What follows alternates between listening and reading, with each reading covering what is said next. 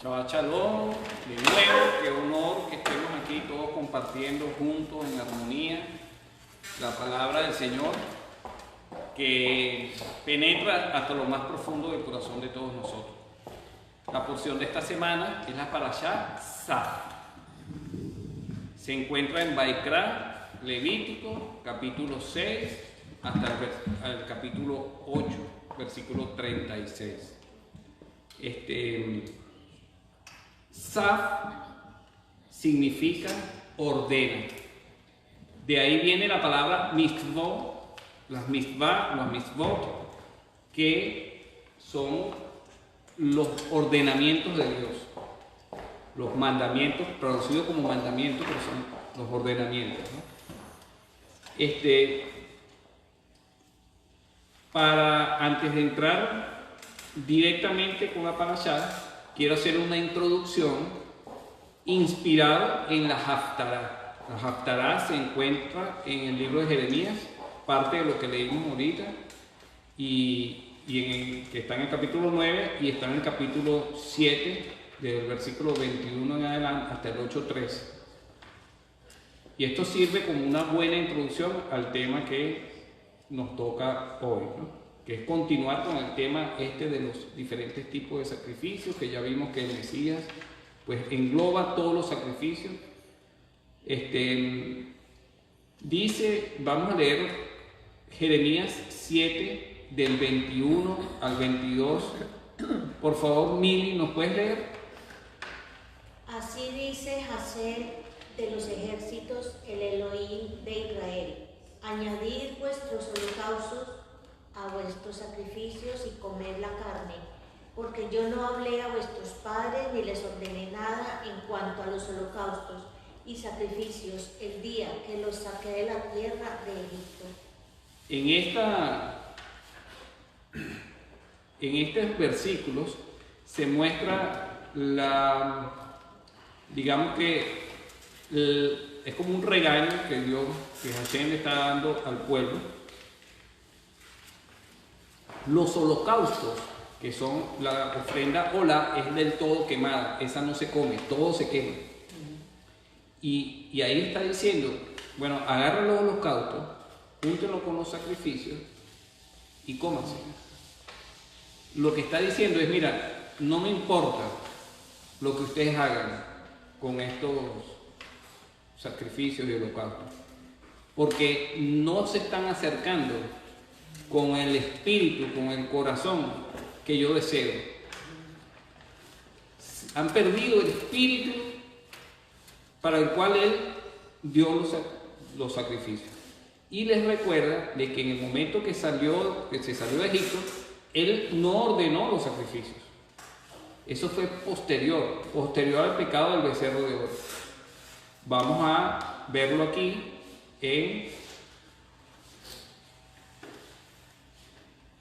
vamos a leer el versículo 23 y después vamos a ir a la parte donde dice qué fue lo que Dios les dijo cuando salieron de Egipto. Carlito, ¿puedes leernos el versículo 23 de Jeremías 7, por favor? Sino que esto es lo que les mandé diciendo: escuchad mi voz, y yo seré vuestro Elohim, y vosotros seréis mi pueblo, y andaréis en todo camino que yo os envíe, para que os vaya bien.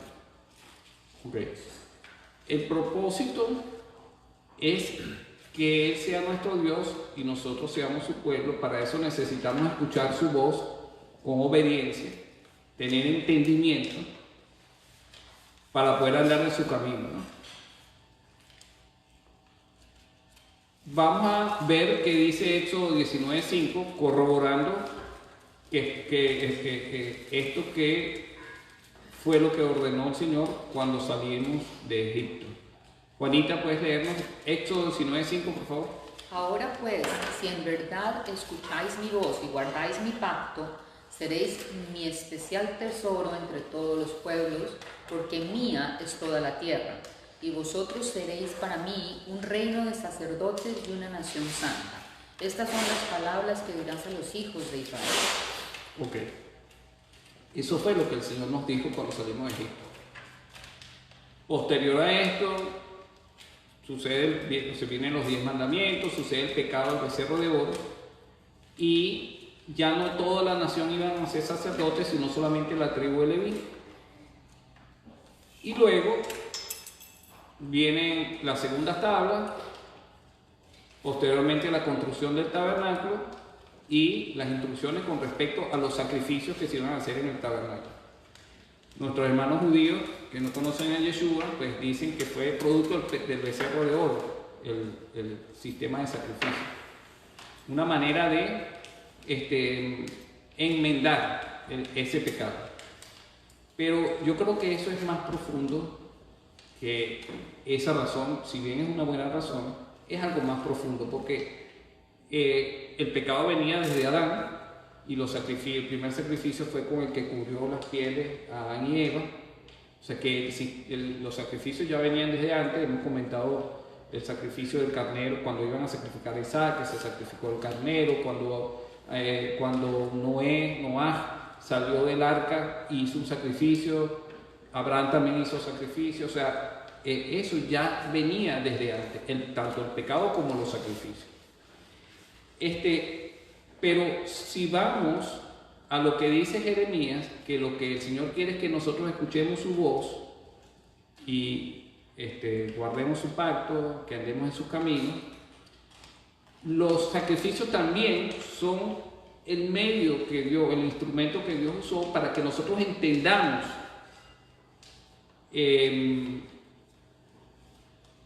fíjense, ¿para qué el Señor quiere que nosotros escuchemos su voz? Déjame ver si lo dice aquí.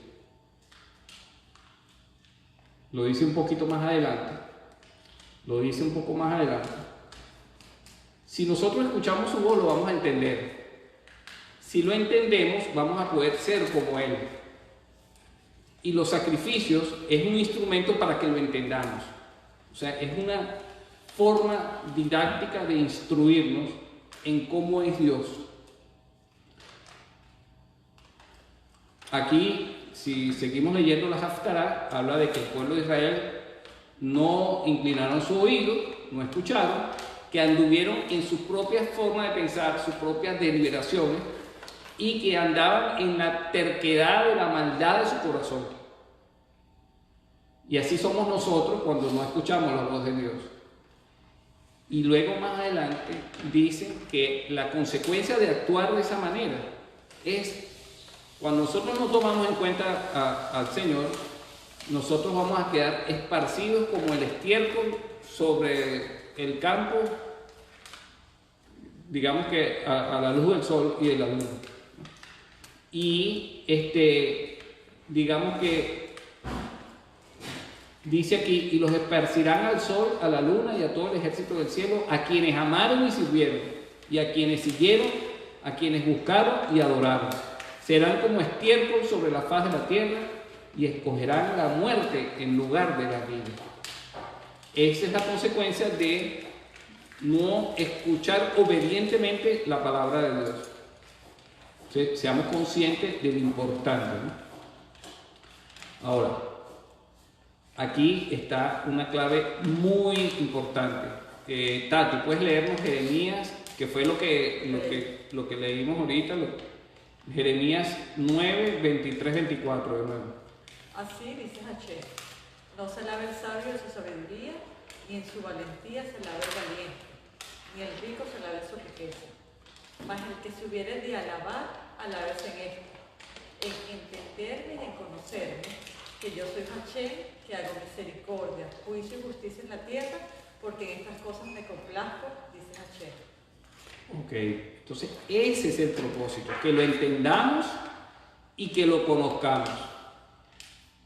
Y si nosotros lo entendemos y lo conocemos, entonces vamos a conocer que Dios es misericordioso, que Él hace justicia, que Él es justo y que Él juzga todas las cosas.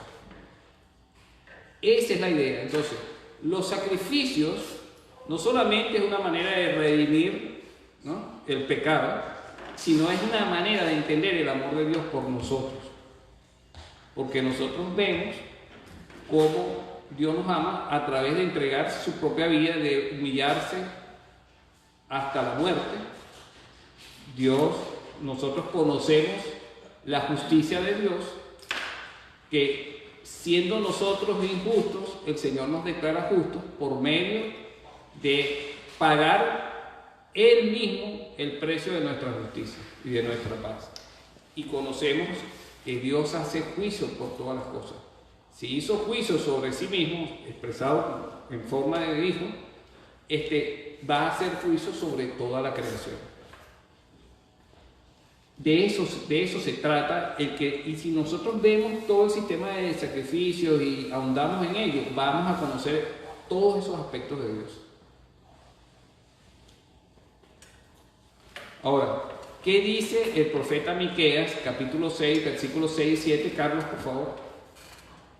¿Con qué me presentaré delante de Hashem y adoraré a Elohim Altísimo?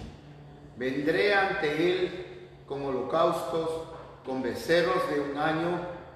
¿Se agradará Hashem de millares de carneros o de 10,000 arroyos de aceite? Daré a mi primogénito por mi rebelión y el fruto de mis entrañas por el pecado de mi alma. Continúa. Oh hombre, él te ha declarado lo que es bueno y que pide Hashem de ti, sino practicar justicia y amar misericordia y caminar humildemente con tu Dios. Ese es el propósito. Ese es el propósito de que nosotros, cuando veamos todo el sistema de sacrificio, lleguemos a conocer a Dios, practicando la justicia, amando la misericordia y caminando humildemente con Él. No se trata de simplemente ir a sacrificar un cordero. No se trata de simplemente venir a todos los Shabbat a la congregación. No se trata de, digamos que, hacer todas estas cosas como un impuesto que nosotros le estemos pagando a Dios. Nosotros no estamos aquí pagando el impuesto al Señor. Porque, como habíamos leído en otros parashas, el impuesto se cobra a los extranjeros. Pero los hijos no pagan impuestos. Nosotros estamos aquí deleitándonos en nuestro Señor y agradecidos por nuestra propia voluntad, no como un impuesto, como les dije anteriormente. Resumiendo un poco, todo se trata de entender y conocer a Hashem, para que amemos la misericordia, número 1. 2, tengamos conciencia de juicio. 3, practiquemos la justicia. 4, caminemos humildemente con Hashem. Debemos acercarnos con nuestras vidas siendo transformadas día a día al carácter de Yeshua. O sea, en vez de traer esos sacrificios animales, nosotros somos ese sacrificio con nuestras vidas transformadas. Porque nosotros, si bien nos falta un camino largo por recorrer, estamos con esa visión clara de que debemos andar con estos 4 aspectos. Entonces, el Señor se agrada cuando nos ve a cada uno de nosotros aquí en este momento y ve que nosotros estamos dando frutos día tras día, cambiando y transformando nuestro carácter. Con eso es que tenemos que venir nosotros todos los días y todas las semanas ante Él, con una vida transformada para Él, nuestra vida. Ok, vamos a tocar algunos de esos mismos puntos, empezando por caminar con humildad, algunos versículos que hablan sobre eso. Proverbios 11:2 y Proverbios 18:12, que dice, Mil, por favor. Cuando viene la soberbia, viene también la deshonra, pero con los humildes está la sabiduría. Antes de la destrucción, el corazón del hombre es altivo, pero a la gloria procede la humildad. Ok, hay un contraste entre la soberbia, la altivez y la humildad. Relacionado, ¿con qué se relaciona la humildad? Con la sabiduría. ¿Con qué se relaciona la humildad? Con la gloria. O sea, tú quieres recibir gloria, sé humilde. Tú quieres tener sabiduría, sé humilde. No te jactes de que tú todo lo sabes. Al contrario, ¿no? Y si tú quieres caer en deshonra y tú quieres destrucción para tu vida, bueno, sé soberbio y sé altivo. Así de sencillo.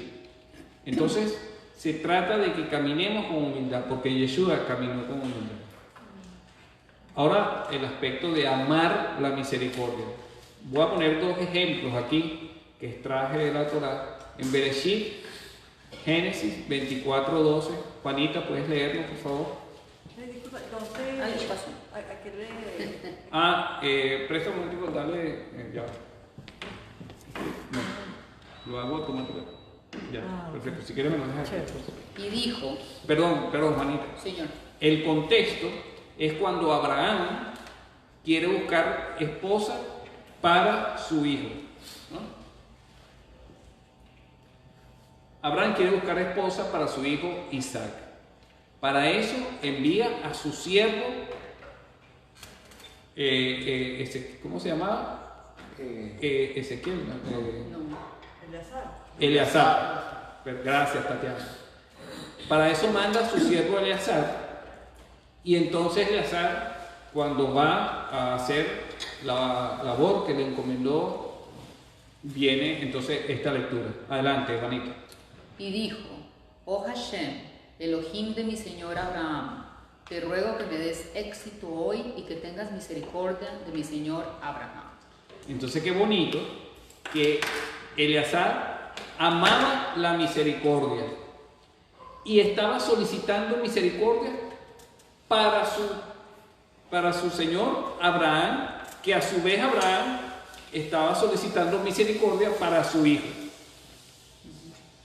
Entonces, no se trata nada más de nosotros, se trata de pedir misericordia por otros. A veces enfocamos los problemas solamente como que nosotros fuéramos los únicos que tuviéramos en este mundo, pero no es así. Este mundo está totalmente interconectado y tú quieres misericordia para ti, sé misericordioso por los demás. Entonces, el bien para Eleazar era el bien para su señor, y el bien para Abraham era el bien para su hijo. Entonces, amar la misericordia habla de una actitud de entrega hacia los demás. Pero también habla de solicitar misericordia para nosotros. ¿Qué dice? Y también se ve como humildad de parte de él, como de bendición Claro. de Dios. Y sometimiento, porque Eleazar estaba siendo fiel a las instrucciones que Abraham le dio. Ok, mi amor, puedes leernos aquí Génesis 24:12, hablando del tema de amar la misericordia.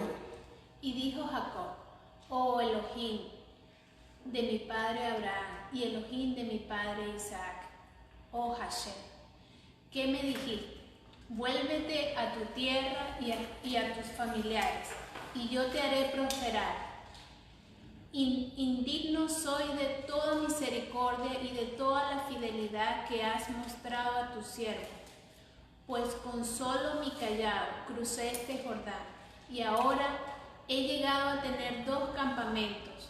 Líbrame, te ruego, de la mano de mi hermano, de la mano de Esaú, porque yo le tengo miedo, no sea que venga y me hiera a mí y a las madres con los hijos. Ahora, Jacob está pidiendo misericordia para él, pero no, cuando pide misericordia para él es porque detrás de él tiene a sus esposas y a sus hijos y a sus siervos.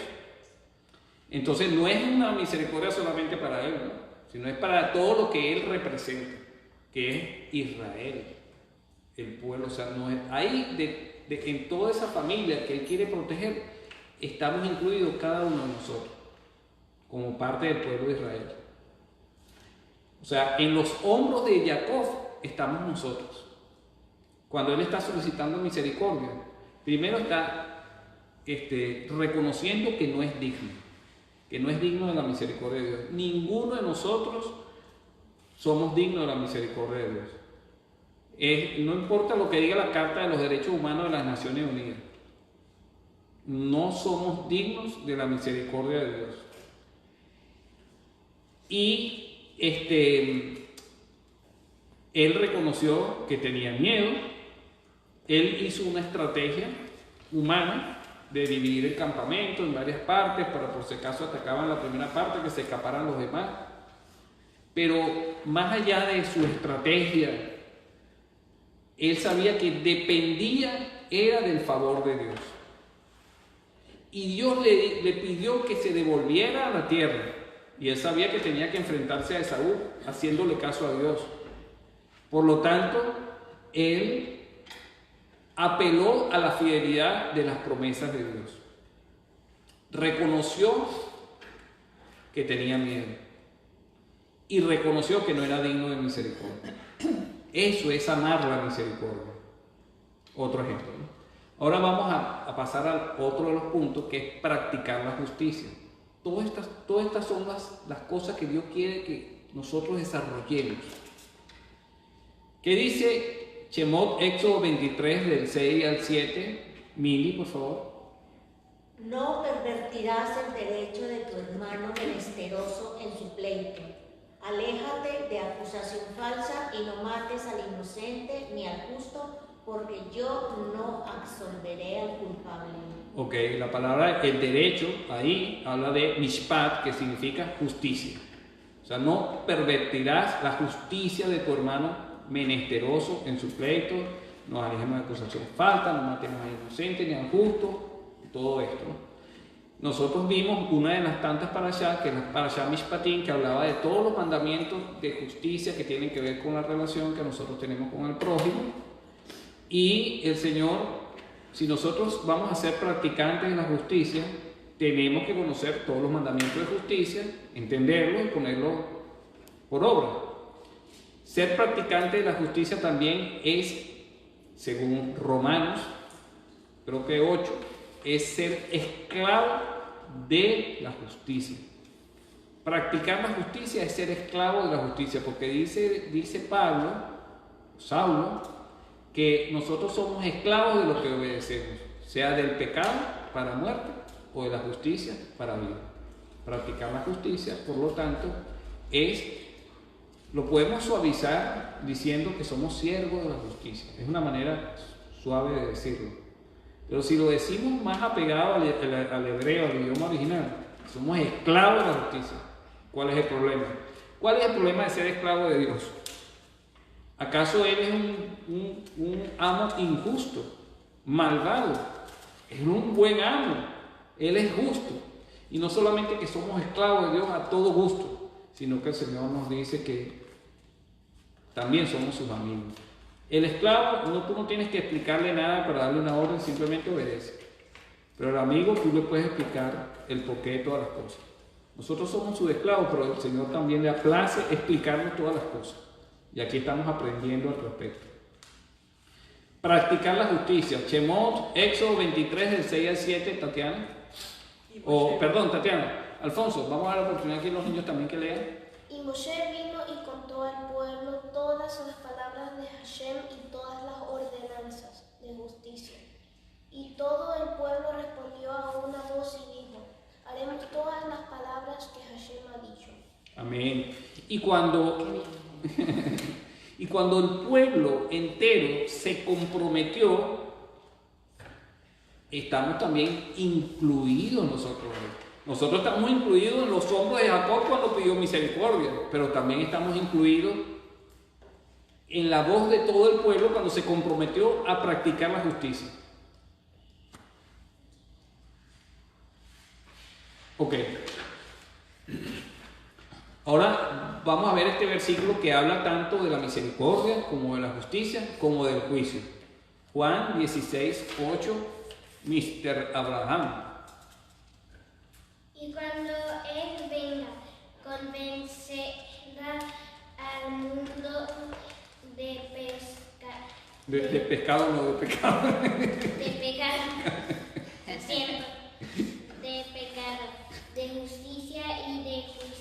Amén, gracias. Tú como que tienes un poquito de hambre, hijo, ¿no? Ok. Entonces, ¿por qué habla de misericordia, justicia y juicio? Porque cuando nosotros somos convencidos de pecado, entonces reconocemos que necesitamos la misericordia de Dios.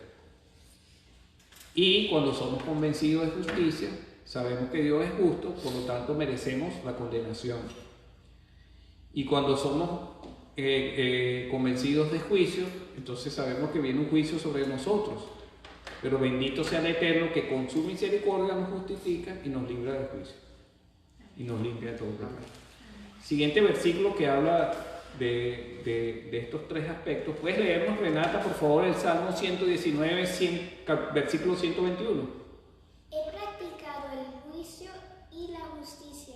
No me abandonaste a mis opresores. No me abandonas No me abandones.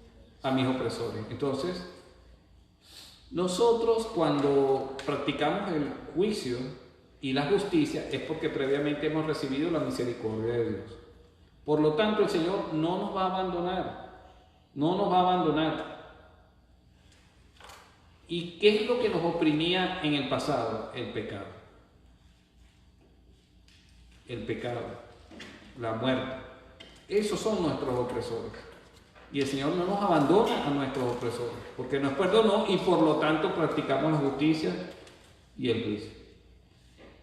Ahora, con toda esta introducción, tengamos eso en cuenta para entonces entender un poco más la parashá que comienza aquí. En las Biblias cristianas hay un desfase con respecto a los versículos, porque el capítulo 5 en la Biblia cristiana termina en el versículo 19, pero en la Biblia hebrea termina en el versículo 26. Entonces, en la Biblia cristiana, el capítulo 6, este versículo 8 vendría siendo el versículo 1. ¿De Levítico? El versículo 1 de la Biblia hebrea es el versículo 8 de la Biblia cristiana. ¿En Levítico? En Levítico, sí. Entonces hay algunos capítulos que hay ese desfase, no deberían tener que suceder eso, pero bueno, eso se los digo porque a veces si nos ponemos a leer una Biblia y la otra, vamos a ver como una diferencia. Ok. Vaikra, Levítico 6, del 8 al 9, ¿qué dice? Carlitos, por favor. Y Hashem habló a Moshe diciendo: ordena a Aarón y a sus hijos diciendo: esta es la Torá del holocausto.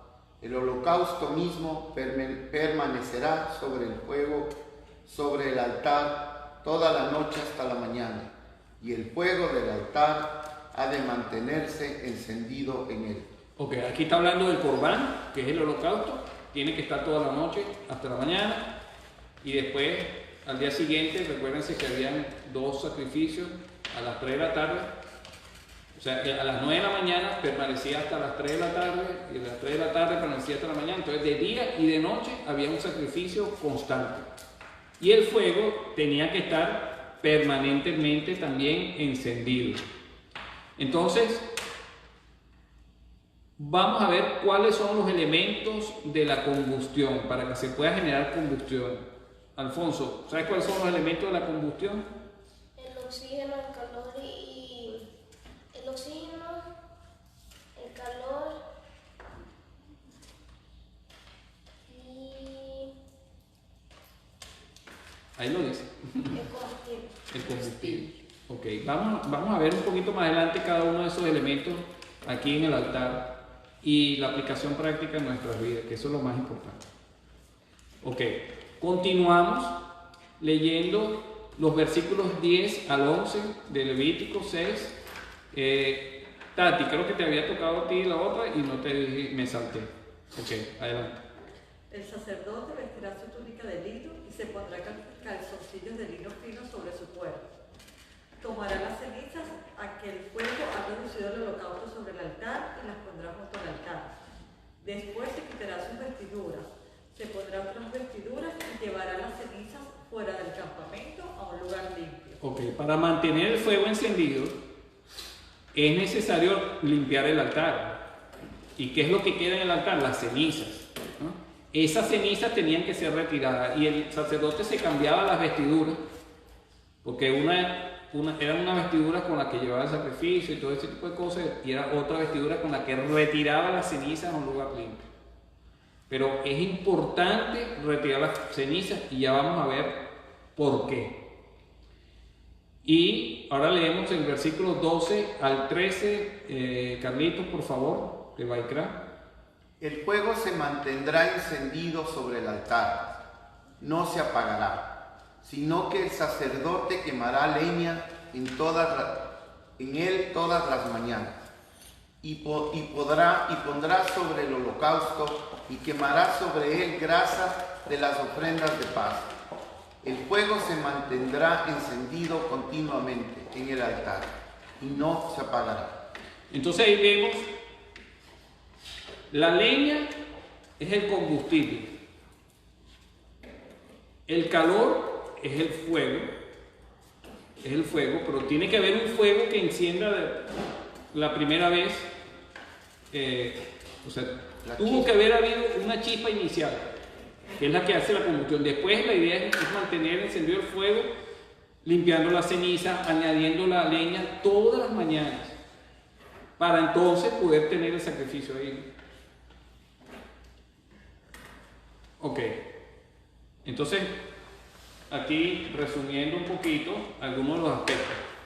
El corbán es el cuerpo de sacrificio que continuamente se coloca sobre el altar.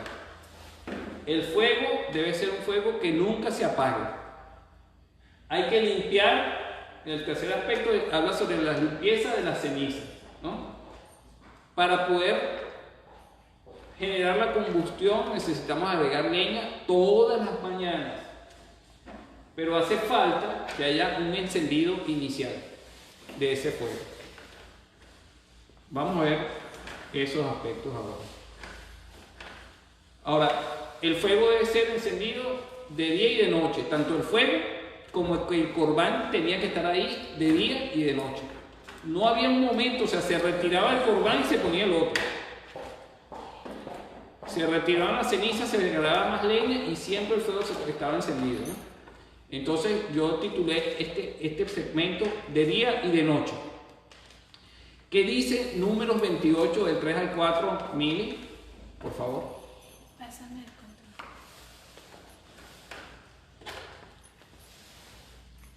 Gracias, mamá. Y les dirás, esta es la ofrenda encendida que ofreceréis a Hashem.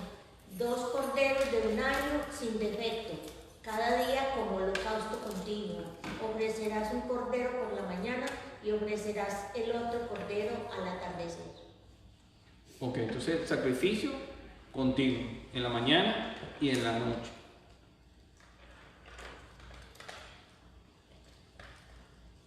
¿De qué se trata que sea de día y de noche? ¿Qué significado tiene? Vamos a ver qué nos dicen los Salmos 88.1 y 42.8. Juanita, por favor. Oh Hashem, Elohim de mi salvación, de día y de noche he clamado delante de ti. De día mandará Hashem su misericordia y de noche su cántico estará conmigo. Elevaré una oración al Elohim de mi vida.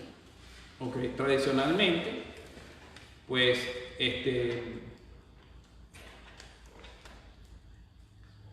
tradicionalmente la oración es algo que nosotros debemos mantener constantemente de día y de noche. Pero aquí hay una enseñanza que va más allá a lo que tradicionalmente conocemos. ¿Qué significa ese de día y de noche?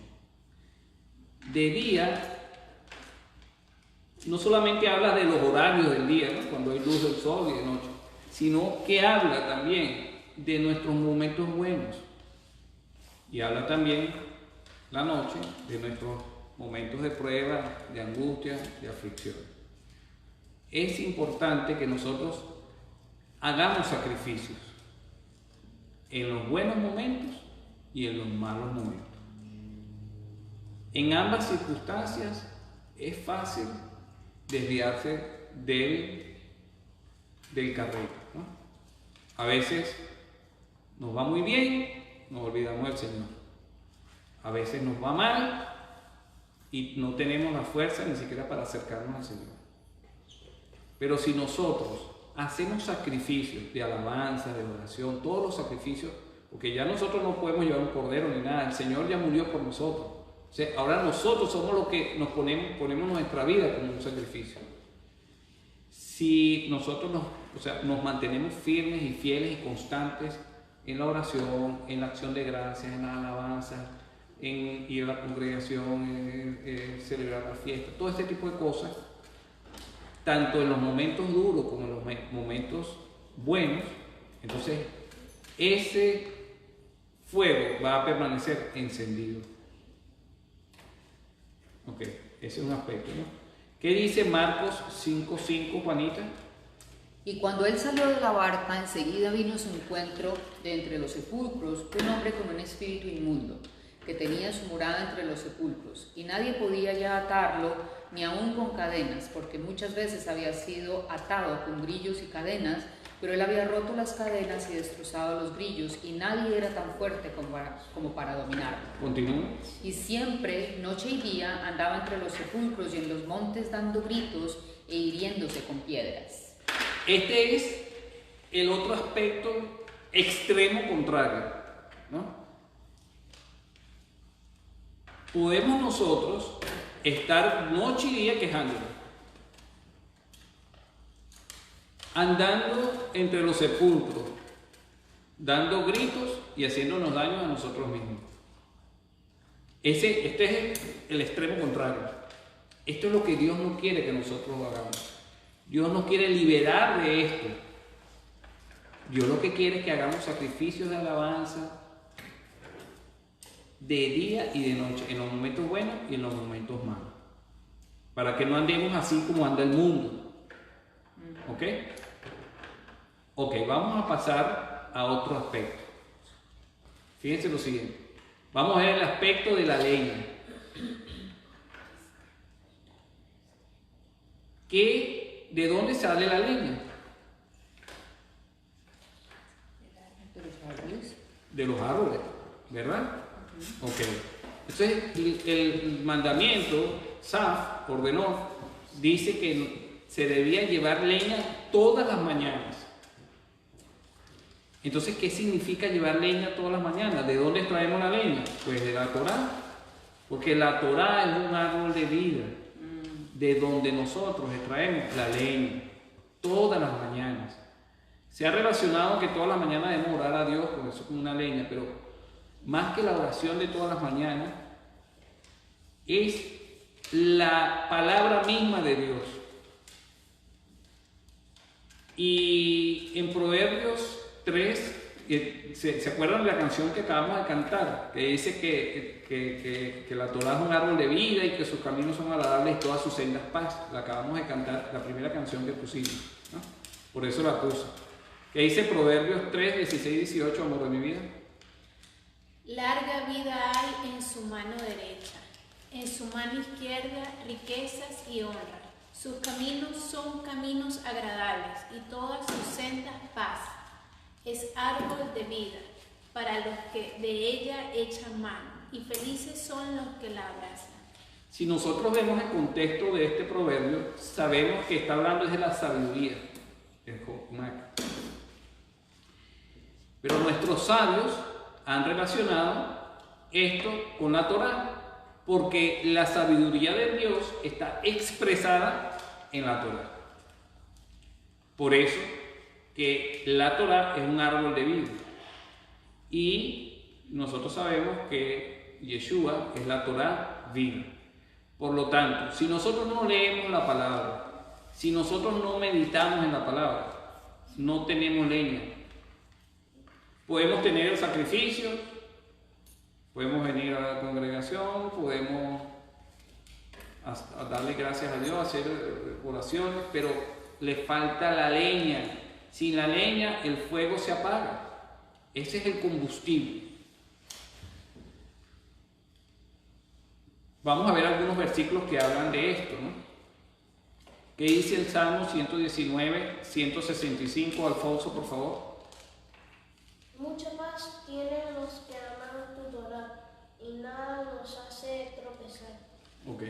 Para usar la Torá como leña, tenemos que amarla. Tenemos que amarla. Y amar a la Torá es aceptarla. Porque si yo digo que la Torá está abolida, ni la acepto, ni la estoy amando. Probablemente yo lo hacía antes, porque eso fue lo que me enseñaron, y era, digamos que por ignorancia. En la medida que fui estudiando más en profundidad, me fui dando cuenta de que eso no era verdad, empecé a amar a la Torá y a someterme a ella. Que dice Mateo 11, 29, Carlitos.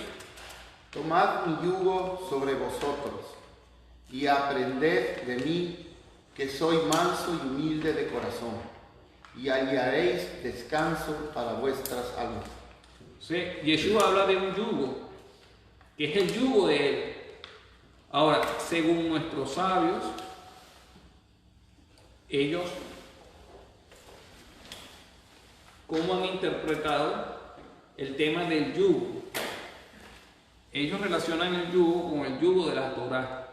Y les quiero leer rápidamente aquí este libro, que es el Pirkei Avot, que es la sabiduría de los padres, los dichos de los padres, el capítulo 3, que habla del yugo de la Torá, ¿no?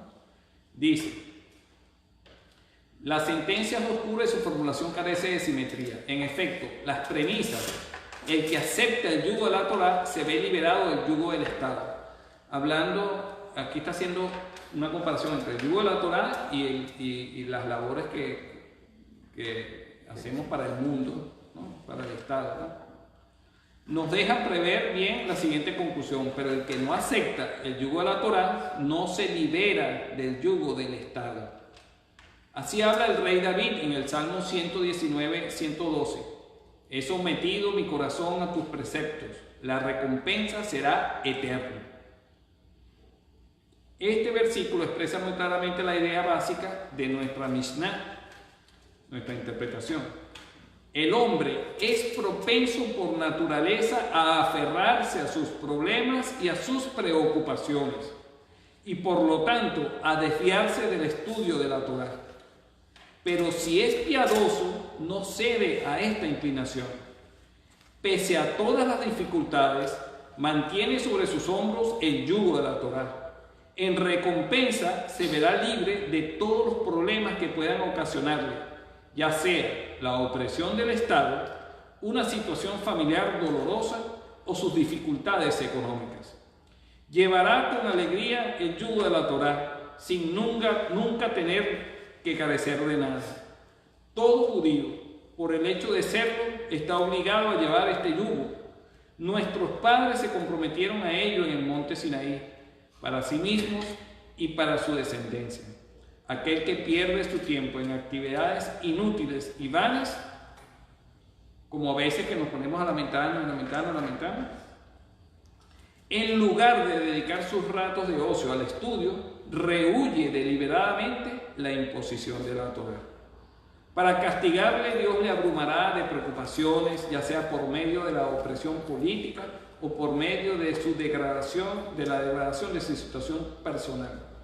Nadie debe afirmar en un momento de depresión que Dios no le obliga a estudiar la Torá. Al contrario, pese a todos los obstáculos, la persona deprimida puede asumir el yugo de la Torá, de la ley, ahuyentando los pensamientos que la destruyen y concentrándose en el texto sagrado. El Todopoderoso le ayudará y aliviará su dolor y sus pesares.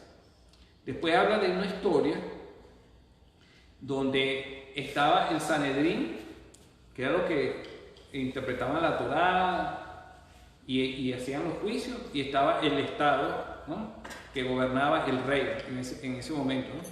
Se habla de unos sabios que se salieron un sabio que se salió del Sanedrín y se llevó a 165 personas con él para servirle al rey, ¿no? Y entonces dice: Y entonces otro vino a sustituir a esas personas en el Sanedrín, que es como decir, hacer la comparación de someterse al yugo de la Torá en el Sanedrín y los otros se sometieron al yugo del Estado sirviéndole al rey.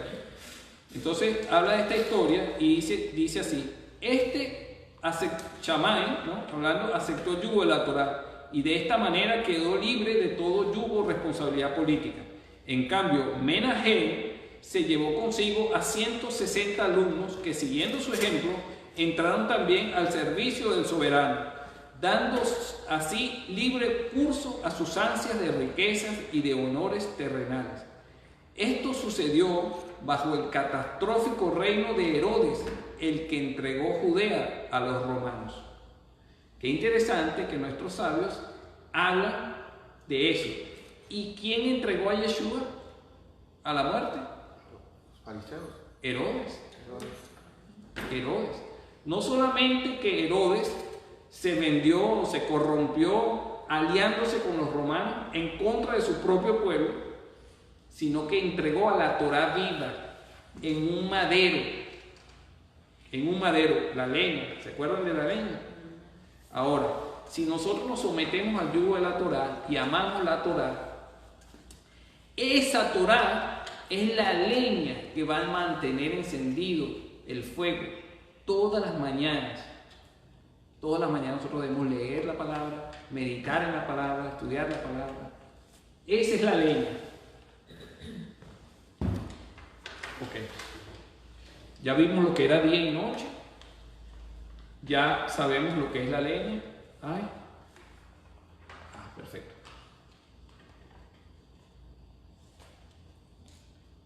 Bueno, segunda de Timoteo 3, 16 y 17 dice: toda escritura es inspirada por Dios y útil para enseñar, para reprender, para corregir, para instruir en justicia, a fin de que el hombre de Dios sea perfecto, equipado para toda buena obra. Ok, ahora vamos a hablar de la chispa que enciende el fuego. Tenemos la leña, que es el combustible, tenemos el calor que tiene que encender la leña, ¿no? Mateo 3:11 dice, Tatiana, por favor. Yo a la verdad bautizo con agua para arrepentimiento, pero el que viene detrás de mí es más poderoso que yo, a quien no soy digno de quitarle las sandalias. Él os bautizará con el Espíritu Santo y con fuego. Ok, Espíritu Santo y fuego. ¿Qué dice Hechos 2, del 2 al 4? Juanita, por favor.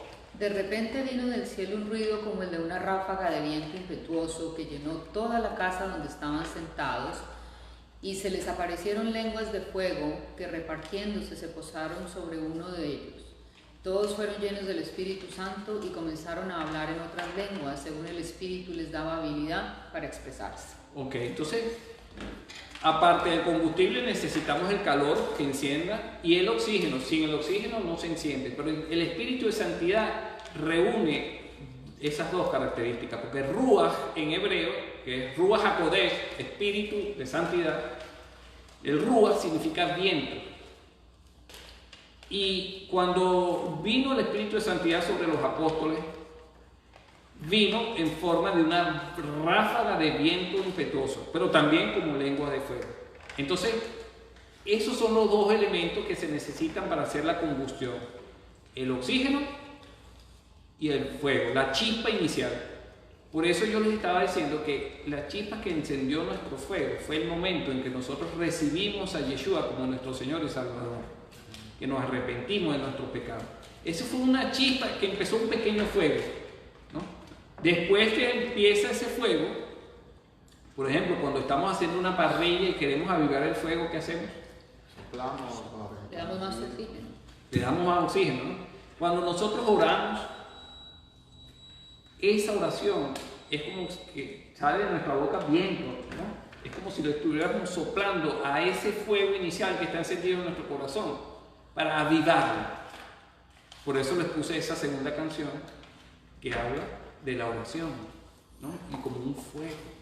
Es importante la leña y la oración para avivar el fuego, ¿no? La leña, que es la palabra de Dios. Ok. Vamos a ver cómo se encendió la primera vez. Todavía no se ha encendido el fuego la primera vez. Se están dando todas las instrucciones. La primera vez que se encendió el fuego en el tabernáculo, vamos a ver cómo se encendió. ¿Qué dice Levítico 9:24, Tatiana? Entonces Aarón pasó sus manos hacia el pueblo y lo bendijo. Y después de ofrecer la ofrenda por el pecado, el holocausto y las ofrendas de paz, descendió. Y Moshe y Aarón entraron en la tienda de reunión, y cuando salieron y bendijeron al pueblo, la gloria de Hashem apareció a todo el pueblo. Continúa. Y salió fuego de la presencia de Hashem que consumió el holocausto y los pedazos de grasa sobre el altar. Al verlo, todo el pueblo aclamó y se postró rostro en tierra. Ok, entonces el primer fuego con el que se encendió en el altar vino del cielo. O sea, no puede venir de otro lado. No puede seguir leyendo filosofía griega, ni puede ser haciendo yoga. Ese es un fuego extraño. Es el fuego que viene de lo alto, como se posó con los discípulos, como en forma de viento y en lenguas de fuego. Es el espíritu de santidad delante de tanto. No, por eso hay un salmo donde dice que todo lo bueno que hay en nosotros proviene del Señor. O sea, no hay nada. Claro, todo lo bueno proviene de Dios. Perfecto. Entonces, esa es la chispa inicial.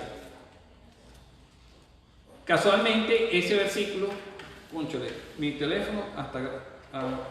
pásame mi teléfono un momentico, porque es que a mí me gusta mostrarles las cosas para que no sea no simplemente me crean porque yo lo diga, ¿no? Sino que ustedes mismos lo vean. Fíjense que ese versículo que está en Levítico 9:24,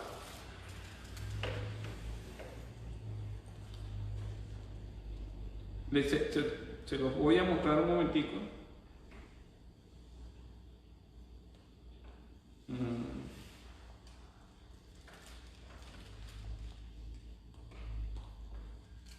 Vale 37. Al igual, o sea, ¿se acuerdan de la sabiduría, no? La sabiduría es el número 37. Entonces, este versículo, que es el fuego que salió del cielo por primera vez y prendió el holocausto, vale 37, y no es casualidad. Fíjense, un momentico, sé que estamos grabando, pero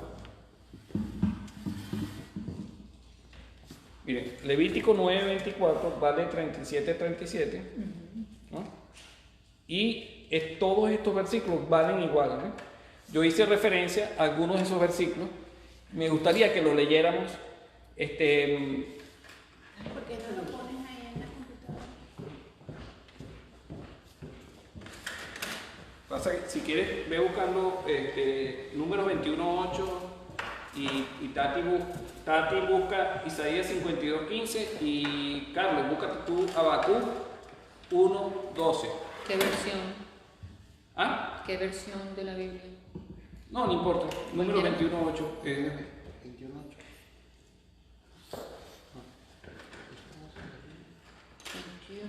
No. ¿Dónde vino? A ver, ¿qué estoy leyendo? Números 21:8. Lo tenía pero en inglés, o sea que me tocó cambiar.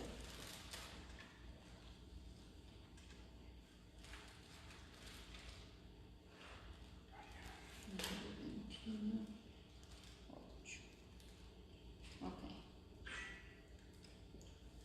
Y el Señor dijo: hazte una serpiente, ese, y ponía en un asta.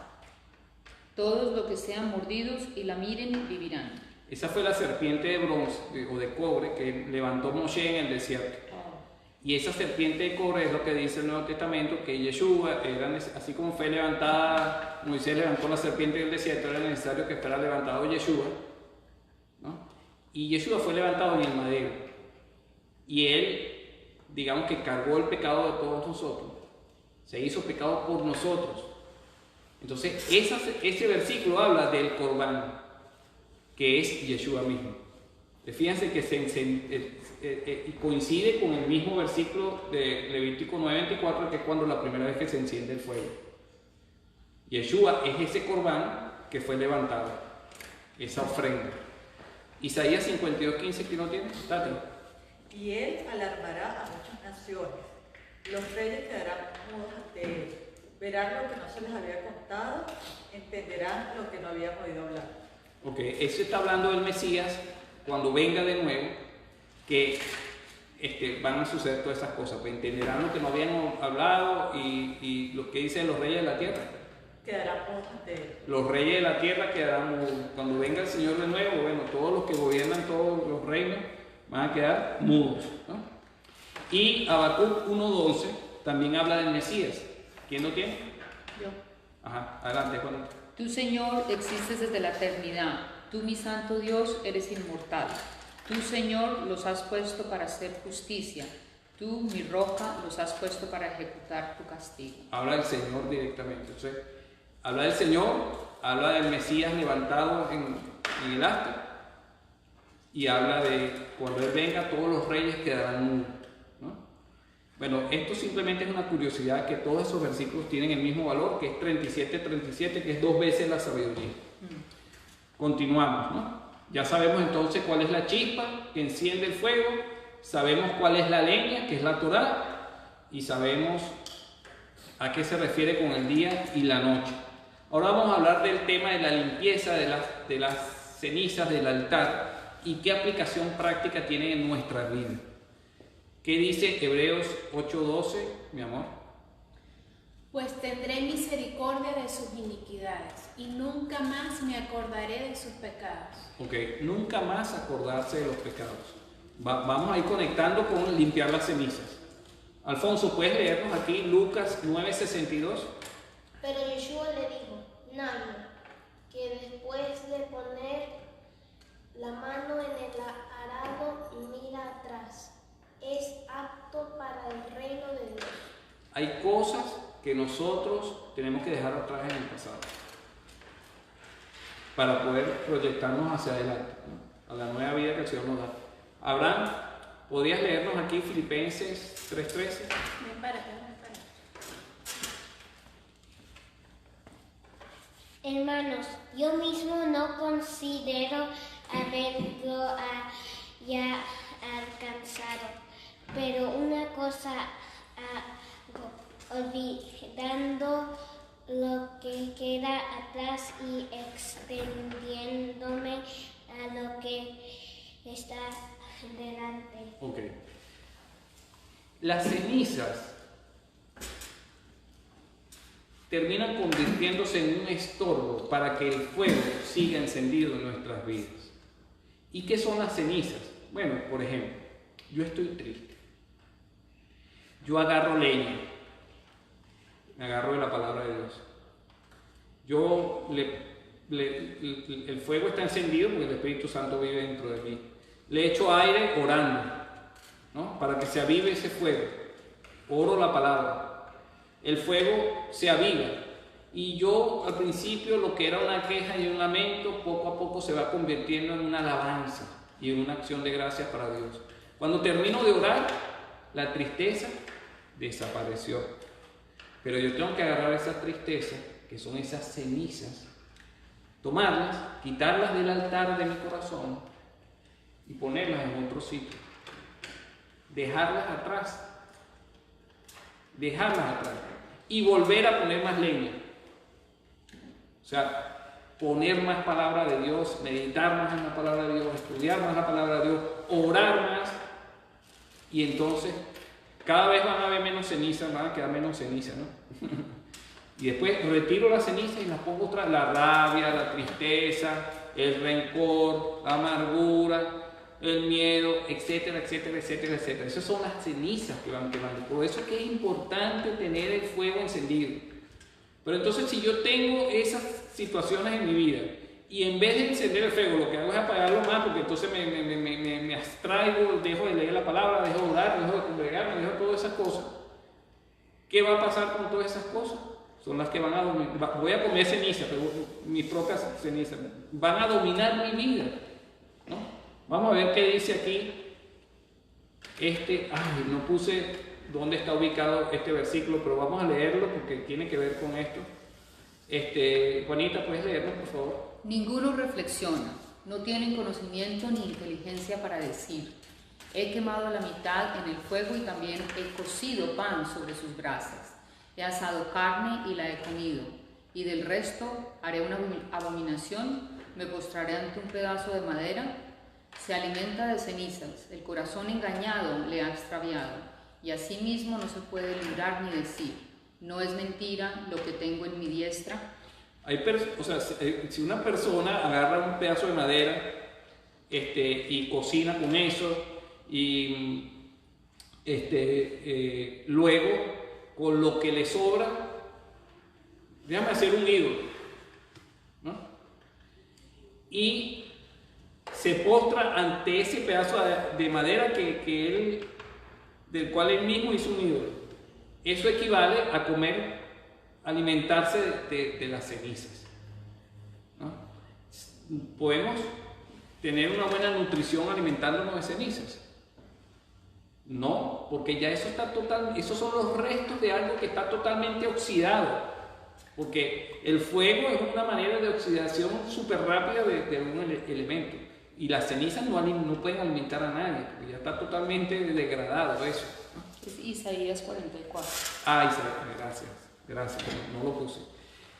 Ok, si nosotros no retiramos las cenizas, esas cenizas no van a permitir que el fuego se mantenga encendido, nos vamos a terminar ensuciándonos con nuestras propias cenizas y alimentándonos de eso, y eso no nos hace bien. Por eso tenemos que limpiar y dejar esas cosas atrás. ¿Ok? Ahora vamos a pasar al otro punto, al siguiente punto, que es el corbán. Ya tenemos la leña, ya tenemos el fuego que enciende la leña, ¿no? Y el oxígeno que lo alimenta. Limpiamos el altar de las cenizas. Ahora, y también tenemos que estar poniendo el corbán todo una vez en la mañana, a las 9 de la mañana y a las 3 de la tarde. El corbán, que es el sacrificio. ¿Cuál es el sacrificio que nosotros tenemos que poner hoy? Ya lo hemos hablado en otras partes, pero podemos repasarlo porque es importante.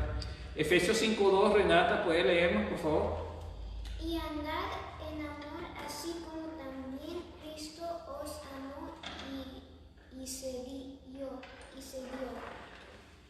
Así mismo por nosotros ofrenda y sacrificio a Dios como fragante aroma. Entonces vemos que Cristo es el corbán, que se ofreció por nosotros. ¿Y cuál es la base de ese sacrificio? El amor.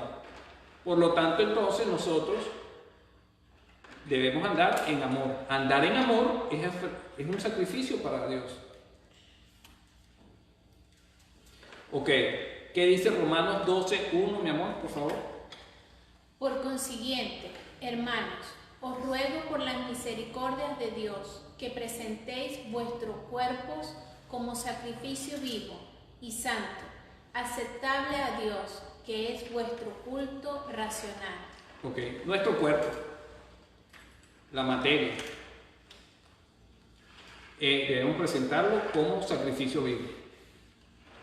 Aplicaciones prácticas en nuestras vidas. Primera de Pedro 2:5, Tatiana. También vosotros, como piedras vivas, sed edificados como casa espiritual para un sacerdocio santo, para ofrecer sacrificios espirituales aceptables a Dios por medio de Yeshua HaMashiach. Ok, sacrificio espiritual, cuerpo y espíritu, ¿no? Y el sacrificio espiritual somos nosotros como piedras vivas en función de nuestro sacerdocio. Nosotros somos sacerdotes. O sea, cuando yo intercedo, como hace un sacerdote por una persona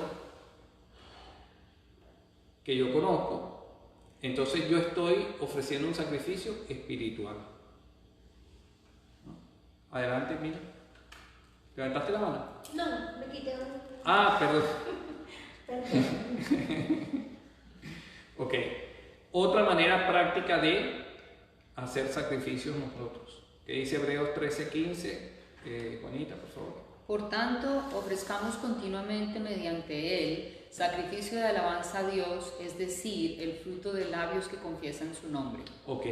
Alabar a Dios no solamente es cantar a Dios, simplemente cantar a Dios, sino confesar su nombre. ¿Y qué significa confesar el nombre de Dios? Es su fama. No es simplemente, bueno, yo pronuncio el nombre de Dios en una canción y ya hice sacrificio de alabanza. No. Sacrificio de alabanzas, confesar con nuestros labios el nombre de Dios, es su fama, su buen nombre. ¿Y cuál es la fama que Él tiene? Que Él es justo, que Él es misericordioso, que Él es humilde, que Él, todas esas características de Él, por la cual Él tiene un buen nombre. Eso es confesar a Dios con nuestros labios. Confesar el nombre, la fama de Dios con nuestros labios. Generalmente está muy asociado a la salida de Egipto. Señor, por tu gran poder, por tu brazo fuerte, por tu brazo extendido, por tus promesas, nos sacaste y nos liberaste, todo ese tipo. Eso es una manera de confesar, pero yo no puedo confesar alabándolo, por ejemplo, cantándole a Dios solo en mi habitación o en la congregación, o puedo estar en una reunión con unos amigos. Por ejemplo, el martes pasado yo estaba en una reunión con unos judíos que no creen en Yeshua y hubo una muy buena enseñanza sobre la fiesta de Purim. Y cuando terminó la enseñanza yo hice una confesión con mis labios resaltando la fama de Dios, el nombre, el buen nombre de Dios. Y yo dije, el amor de Hashem va más allá de todo entendimiento. Por lo tanto, nosotros, en vez de estar viendo las circunstancias alrededor de nuestras vidas, tenemos que pararnos en las promesas de Dios y eso va a traer confianza y paz a nuestra vida. Todo el mundo dijo amén. Todo el mundo. Todos los judíos que estaban ahí dijeron amén, asentaron. ¿Qué fue lo que yo hice? Alabé a Dios. ¿Cómo lo alabé? Yo ni siquiera dije el nombre de Yeshua. Ni siquiera, pero confesé toda su buena fama, su buen nombre, y eso causó un impacto en esa reunión. Eso es un sacrificio de alabanza, confesando con nuestros labios el nombre de Dios. Vamos a poner otro ejemplo de lo que es sacrificios. ¿Qué dice Filipenses 4:18, Carlito? Pero lo he recibido todo y tengo todo abundancia. Estoy bien abastecido, habiendo recibido de Epafrodito lo que habéis enviado, fragante aroma, sacrificio aceptable, agradable a Dios. ¿Cuál fue el sacrificio ahí?